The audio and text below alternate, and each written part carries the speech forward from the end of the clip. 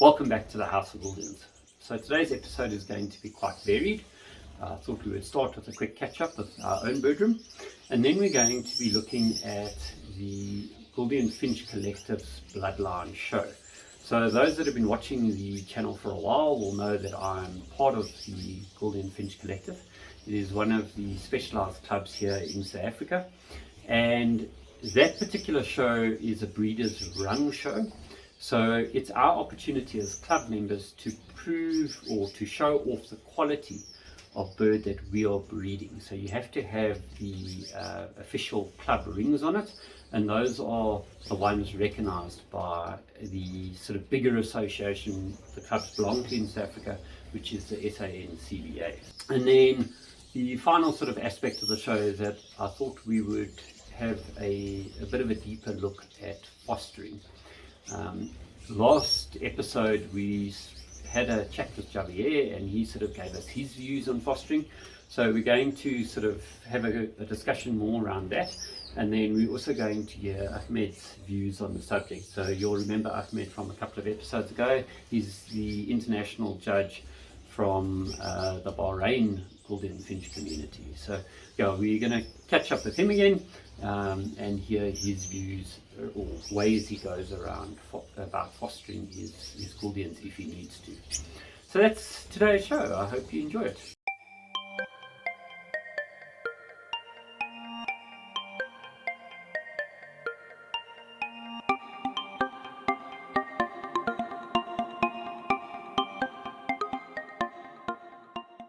So in terms of the birdroom itself, yeah, it's a bit of a funny time of year in that when there's not a lot happening with the breeding, there's not a lot of changes going on. But there are some important sort of aspects that you should be considering as breeders during that off season. So you heard me say in November that the birds are still on full seed mix, and that is perfectly true. And you can also see that I'm true to my word in that I separate my hens from my cocks. But we do have the odd cage like this particular one, which you guys have seen on camera, which is one of our blue pairings, that are still together. It's not that I'm going against my own advice in terms of single flights, sex flights during the off season. It's just with the blues in South Africa, they're a little bit more susceptible to illness. And as a result, I don't like putting my bluebirds in with the normal sort of run-of-the-mill birds, if you like, to minimize that risk of them catching something from them. So I kind of keep them permanently isolated, if you like. Other aspects, though, of what's happening in the room. So, you know, the molts happened. Most of our adults are all through. There is one or two exceptions where they were late to molt for whatever reason, and we've got some of the youngsters that are still busy. But the point is, it's a time now where we can really have a close inspection of the birds. I can catch them out because they're not stressed from molting or breeding. I'm not disturbing them in terms of chicks and that. And I can really examine the birds properly and look for any signs of sort of ill health. So any sort of roughness on the beak or feet. I can look at the claws of the bird, make sure that they're not getting too long. Remember, when you're trimming toenails, ideally you don't want to trim them all back in one go, as if you cut too much away in one go, you can cause bleeding on the toenails, which you never want to do. So, you know, it's better if you are staggering the sort of trimming of the toenails, if you like, so that you're doing a little bit at a time and that you're not overdoing it in one go. So by sort of catching the birds, double checking ring numbers, looking at the overall health of the bird, it helps you identify what you may need to treat for now during the off season, with if there's any sort of medications that you need to give that you don't want to be maybe giving during the breeding season, where it could affect fertility and that kind of stuff. So it's quite a useful time of the year, if you like. Because of that, you don't have the stress of the molt. You don't have to worry about disturbing the birds with chicks. So you can handle them a bit more if you need to. And that's kind of the point for today, is that we want to be looking at a bird with a healthy beak. So if you have a look at this particular picture, you'll see how the beak almost looks porcelain. There's not a line on it, not a mark on it, and that is a beak that is in pristine condition. So that's what I like to see in terms of the beak of the bird. The feet of the bird, yeah, you will see in this picture a younger bird. Okay, so this is what I would call sort of kind of perfect feet, if you want to say that. Obviously, the older the bird is, the more sort of rough the feet will be. That is kind of normal, but you don't want any sign of mite on the feet or the beak. I can then look at things like the amount of fat that the birds are carrying while I'm handling them. So is there signs of obesity? That'll give me an idea of, do I need to extend the austerity period? Do I need to sort of, is a normal sort of couple of weeks enough when we get there next month in December? And I can then look at for any other sort of problems potentially with the birds, and then it helps me when I start formulating my plans for the breeding season. You know, 2 episodes ago you saw us look at the orange-headed cockbirds. I'll repeat that exercise for the hens. I'll repeat it for the black-headed birds, the red-heads, and all the mutations. And what I'm doing is I'm looking for the optimal combinations that I can take into consideration when I'm going through my pairings. So this time of year, I like to sit with a notebook in the bird room, and I'm jotting down my thoughts around the breeding, which pairs I think will be a good combination, that kind of thing. And that way, when we are ready to pair in January in the Southern Hemisphere, I've had ample opportunity to weigh up all sorts of different options and views and that kind of thing, and make sure that I'm not making a sort of a rush decision because, oh hell, we're now in January, I need to pair up all the birds in one go. So for me, it's a critical time. It's a good time to take that step back, spend a lot of time seated in the bird room, watching the birds, seeing what kind of behaviors you're having out of your hen birds and your cockbirds. You know, birds have a natural instinct that when they're not feeling 100%, they won't show it. The moment you walk into the room, the feathers sort of go flat against the body, they stand up straight, they don't hide their head under their wing. And as a result, sometimes as a keeper, we miss the fact that a bird isn't actually in 100% good health. So with this time of year being a time that you can spend a lot more time with the birds without interrupting them, you can really spend time, and sooner or later the birds are then going to relax and going to start sort of revealing any sort of signs of illness type thing.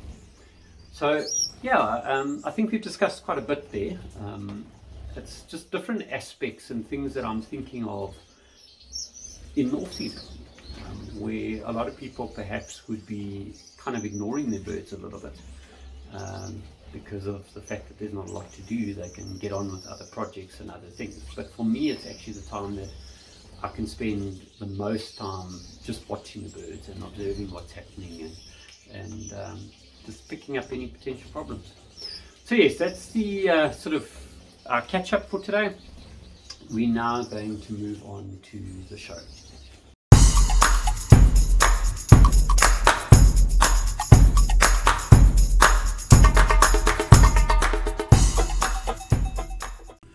Right, so first up we have the black-headed normals. There was a nice big category in terms of the black-headed normals, with, I think if I remember, 13, one of those being a virtual entry. So 12 of them were physically on the bench and one of them was a video entry. In terms of the quality on the blackheads, generally they were the better quality of the 3 normal colorings. So yeah, generally speaking, they were very good. There was obviously 1 or 2 that were a bit on the small side or might have had a flat head or something like that. But overall, it was nice to see the sort of quality and condition of the birds. There was one bird that was buff-feathered, which was interesting. It's not something you see terribly often on the show bench with the Gouldians. But you do get the odd bird that is a bit buff-feathered, and obviously that's not ideal in terms of the breeding. The red-head section, once again, was quite big. That was an incorrectly classed bird, that lilac, so we ended up having to move it, and unfortunately, yeah, it just wasn't doing that well in the show cage. It was cocking its tail and things, so yeah. But yeah, the rest of the red-headed category wasn't bad. That guy looks like he doesn't have a tail, but you can see it's curled round there, so he actually does. Yeah, there was some nice birds, but overall the blackheads were definitely the sort of better on the day as we went along. The orange-headed category, we had a good few on the show bench. There was one in particular that stood out in terms of size. Really, really nice size bird, but unfortunately it's what the judge sees at the time of judging, and that particular bird, if it had stood correctly, might have even gone ahead to win the show, but it was just its position on perch was a little bit lacking. It kept lifting its head, which was causing a nip neck and drooping tail and all the rest of it. So yeah, it lost out. The white-breasted section on the cocks weren't too bad in terms of size. There we move on to the lilacs now, and then the single factor. There's very few lilacs actually on the show this time around. Single factor birds, you can see the difference the purple makes versus the white. So as we move into the white breasted version, you see the back color cleans up and is virtually pure yellow. The only way you're sort of telling that it's a single factor bird is the grey under the beak. So yeah, it was an interesting little bird in the sense that with a purple chest, the back of the bird should have been a lot more green for a single factor, and there was one or two of those on the show. But yeah, interesting nonetheless. That orange-headed yellow was a particularly nice bird as well with the white. There you can see what a double factor should look like in terms of a nice clean white head and purple breast. The yellow rumps on the show, we had a couple of nice entries. The yellow rump, generally speaking, is a fairly decent sized bird and good head shape and that. The blues, on the other hand, were a little bit on the small side versus the other birds, which unfortunately tends to be the case with the blue mutation in South Africa. They tend to be a little bit smaller. Then we have the matched pairs. There was two matched pairs on show, black-headed pair and a red-headed pair. The idea there in South Africa is to not only match the color combinations of the bird, but to also look at trying to match the type and size as much as possible. So that's kind of the aspects that are judged, is how close are the birds to each other. And a lot of guys therefore tend to enter siblings, so a brother and sister. In terms of the hens, once again, we had a really nice size category with the black-headed purple breasts and also the red-headed purple-breasted hens. And it was actually a hen that then went on to win the show overall. So one or two really exceptional hens on the day. The one that won it, though, I must be honest, I looked really closely at that bird and I couldn't identify any problems in terms of feet or beak or anything. The fine detail was also great on that particular hen. Moving on to some of the others, there was a few, like I said, interesting ones. Once again, we had the odd one that was in the wrong class. But generally speaking, that's all sorted out before the time, as the show manager will then go through and just correct any birds that were perhaps caught incorrectly or the wrong ticket put on or whatever. The yellow rump, there was a particularly nice yellow rump hen on the show, and she actually took the best yellow rump on show, if I recall. So yeah, that was pretty much the category. And now let's move on to the winners. So winners, that was the winning hen. Like I said, she was absolutely superb in terms of the finer detail, like the feet and all of that. And she was a good sized bird. You can see the second place, which was that yellow red-headed cockbird. He took the best opposite sex and the runner-up, and then obviously the best yellow on show as well. Moving on to, okay, I just zoomed in a little bit more so that you can see him a bit better. Then moving on to the next one, so that was one of the yellow rumps on the show, red-headed white-breasted cock. And then like I said to you, we did have some blues on the show. That particular one was the nicest of the lot by far. And then the matched pair was the red-head that won, and there's the white-breasted that won, the best white breast on show. And then that was the show.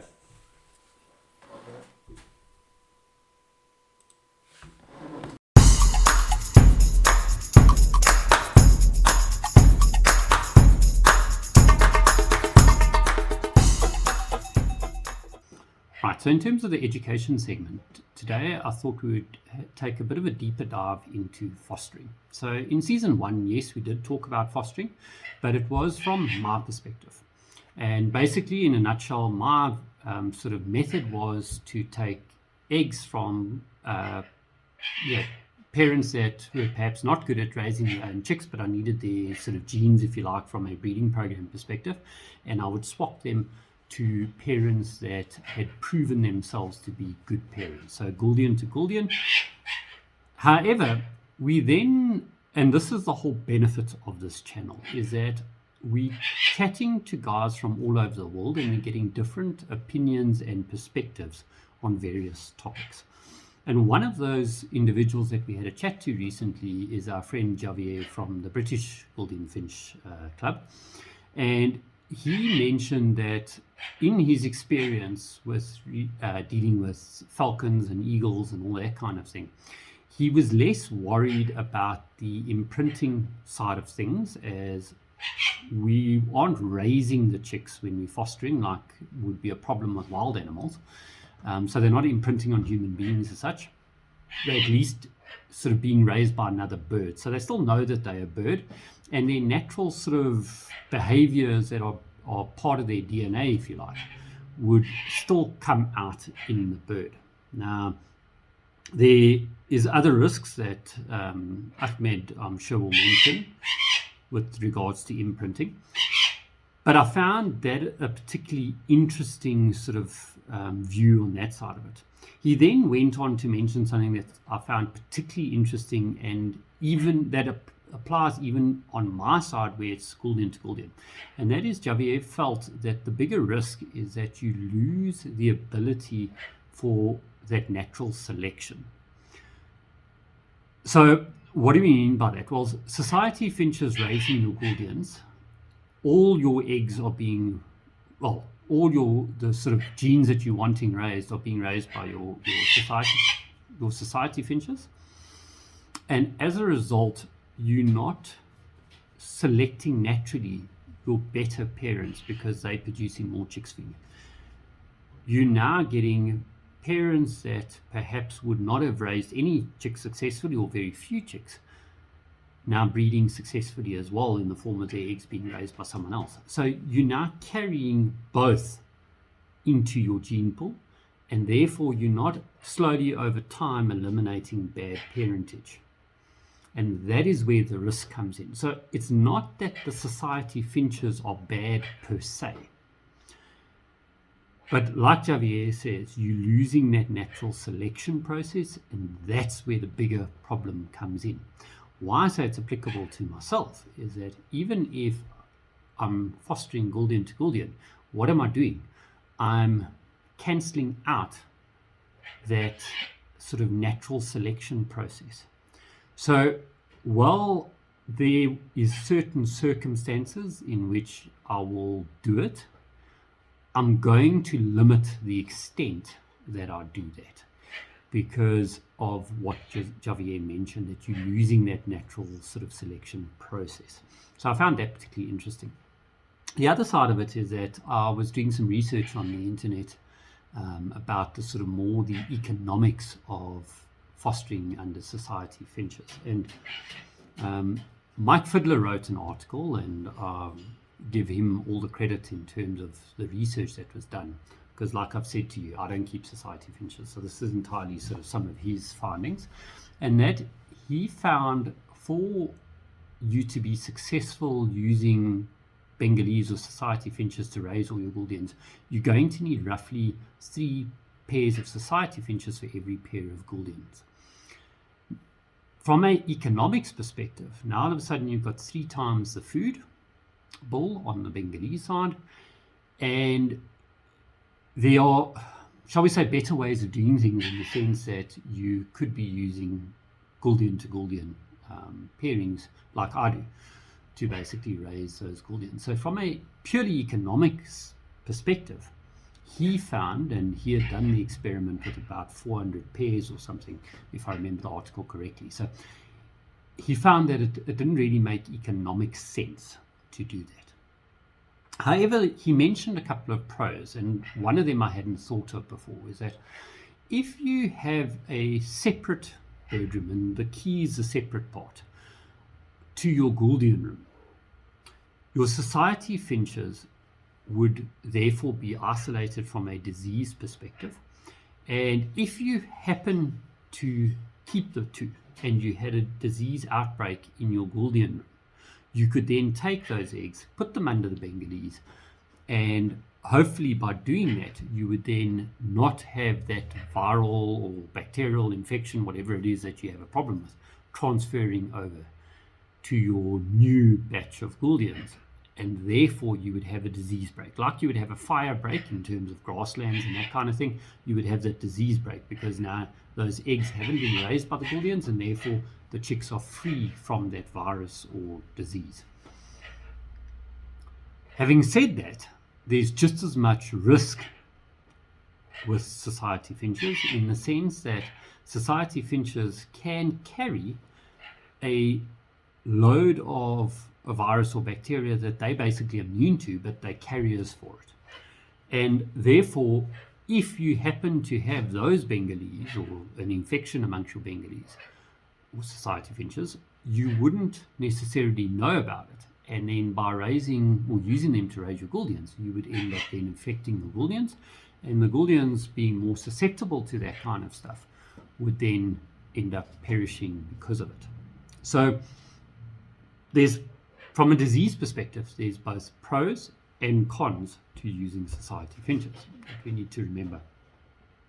The other sort of benefit that we know society finches do have over Gouldians in terms of their parenting is that if you observe society finches when they're feeding fledglings, they will lean over a bird that's begging for food, and they will feed a sibling that's sitting next to it quietly. Whereas if you watch the same situation with the Gouldians, I find it's the chick that's in the parents' face begging for food that tends to get fed. And you can see the effects of that in the nest box. I've had it where I've had chicks that have hatched out at the same time, which we know happens with Gouldians. But for whatever reason, one chick is maybe less demanding for food, or maybe is in a slightly weakened state for some reason. And the parents will feed the ones that are begging, like we said, and that one gets kind of a little bit neglected. Now, it still gets fed enough that it survives, but you'll see it's very much the run to the litter, if you like. Not necessarily because it has a health problem, but because it's not getting as much food right in the beginning. So now its siblings grow a little bit, they're stronger, therefore they're getting fed more often because they're able to push in front for food. The society finches, you have less of that happening, and as a result, they are more successful. So I can understand that pro in terms of trying to establish a brand new mutation, and you need to produce as many from that as possible.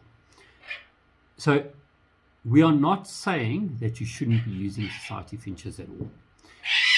What I hope you're going to take away from the discussion we've had up until this point, and from listening to Ahmed's perspectives, is that there's room for it, but your fostering should basically be kept to a minimum if possible, or at least sort of limit the time span that the chicks are with the parents. So having said that, I would like to welcome Ahmed back to the show. Welcome back to the House of Gouldians. It is always a pleasure to have you on the show. I know our last chat that we had together was absolutely awesome. I learned a lot from it, and I know we've had a lot of really positive feedback and comments. So, Ahmed, welcome back to the show. Over to you. The work that you put into the House of Gouldians is, outstanding, I would say. It's definitely something that we admire highly in this part of the world, because it's an eye-opener. It's not just about educating the newcomers about the hobby and the specific bird, which is Gouldian finches, but it's also about learning about your style at the tip of the planet, you know, where you are. And that's quite very dramatic in terms of climate change compared to where we are, and then compared to where Europe is. Yes. So it's very insightful to see the cycle and how your birds are behaving, the first year breeders and the second year breeders. And as you have put it, you know, the second year are more mature. The hormones and the learning curve is way in the maturity level compared to the first year breeders who are like eager and not sure what to do. So yeah, it's fascinating. Ah, thank you for that. I appreciate that sort of feedback. And yeah, so from this fostering perspective, how do you sort of go about it? What's your technique? So I personally have a mix. I have Gouldians that raise their own chicks. Okay. I have Gouldians that raise other Gouldian chicks. Okay. I have society finches that are raising Gouldian finches as well. Okay. The reason I have this mix, of course, my preference always is to be parents raising their own chicks.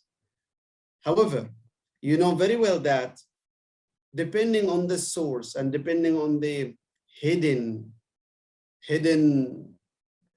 intuition or hidden, what do you call it? You know, there's something, I wouldn't call it in the genetics, but there is a transmission of some traits. Yes. From family members, parents to grandchildren and great-grandchildren.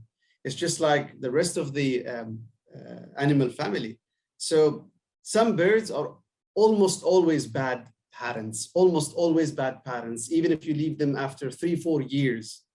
You mature enough, but you know they still lack that kind of experience, even if you de-pair them, repair them with experienced pairs. But there are techniques, and those are the minority.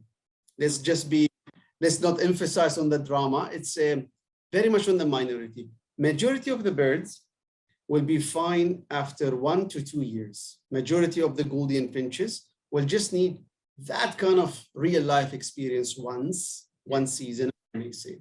So my style is very simple. What I do is I start with the pair. Okay.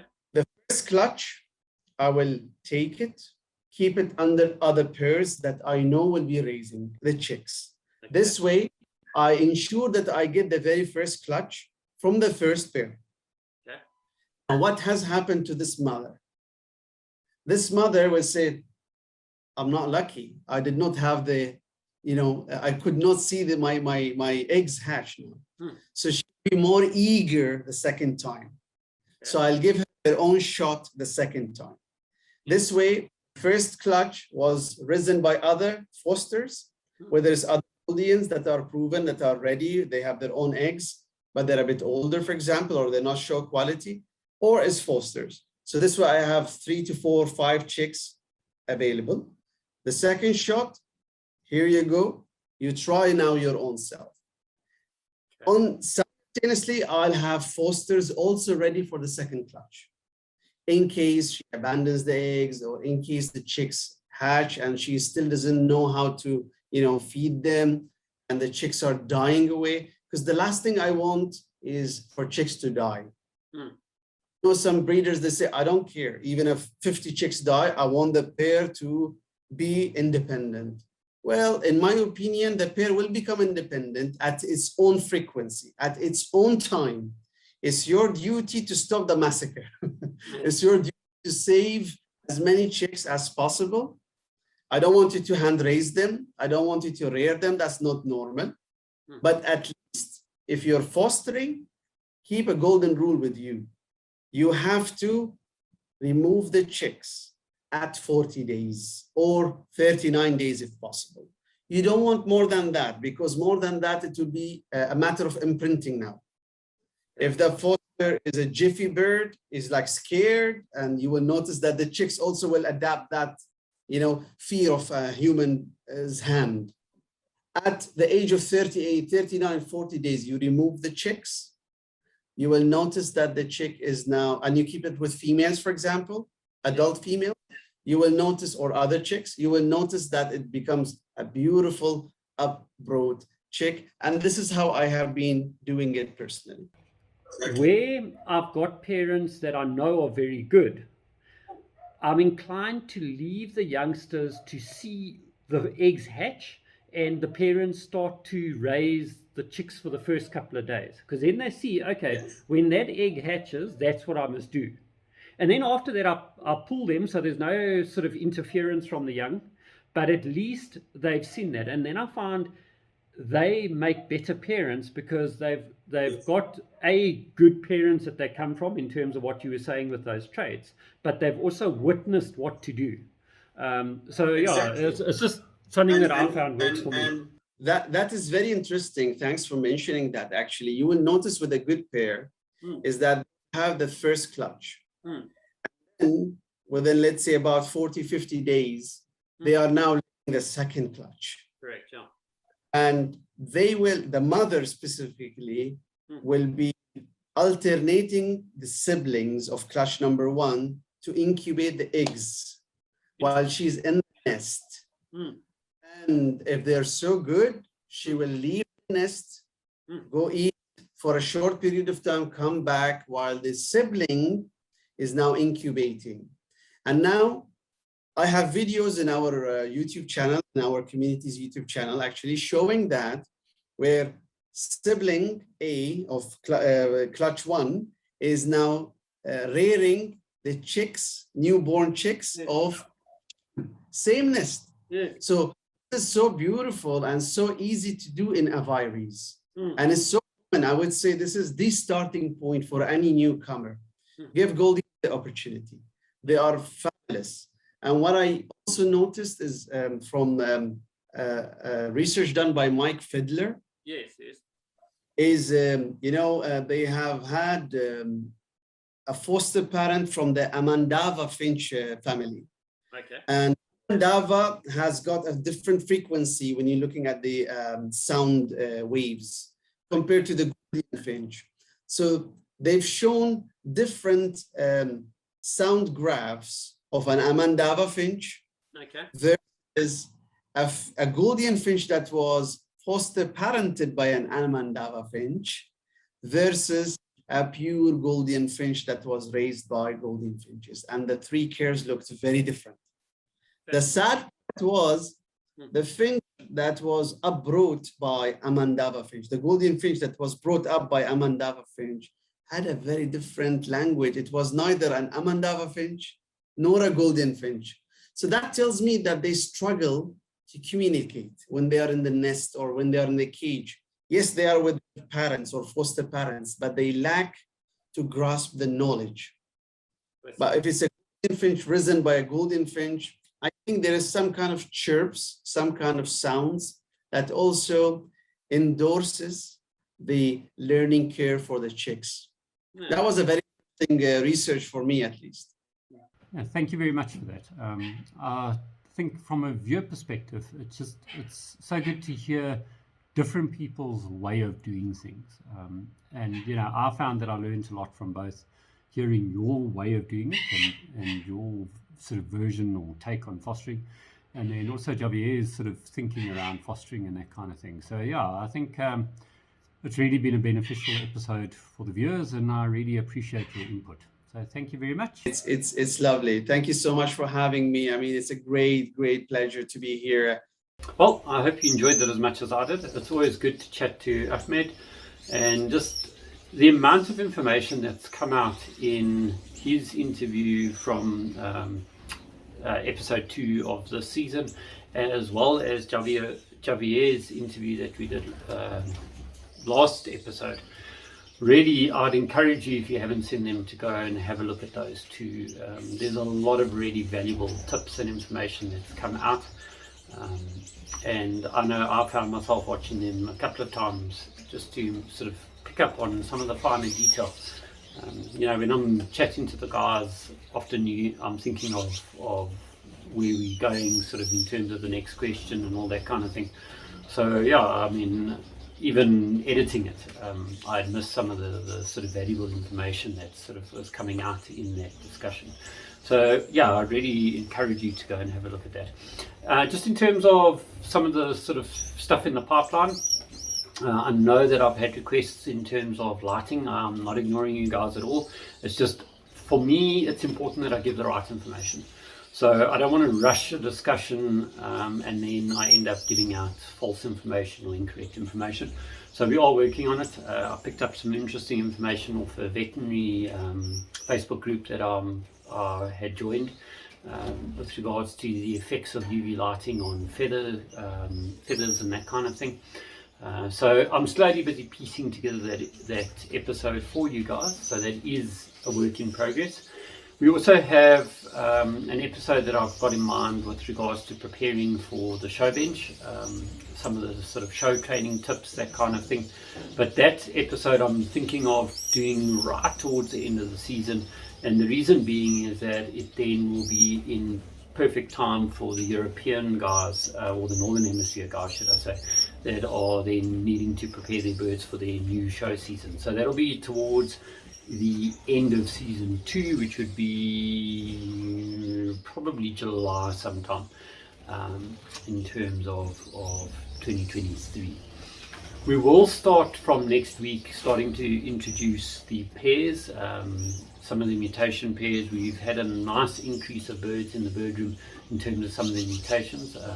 I was given a very generous donation from one of the guys that is a viewer of the channel, Karot, as well as a club member. He unfortunately had to part with his birds as he's emigrating, and he very generously donated some of those mutations to the show. So we've got an awesome new pied bird, and some silvers and all sorts. So yeah, I look forward to showing you guys those birds over the next couple of weeks. They've already been quarantined and they're out of quarantine and in cages already, ready for when the breeding season starts in February.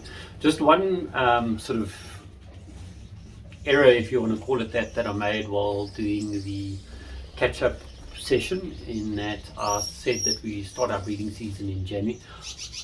At least in terms of pairings, I formalize my pairing choices in January. We actually only pair up in Feb in South Africa.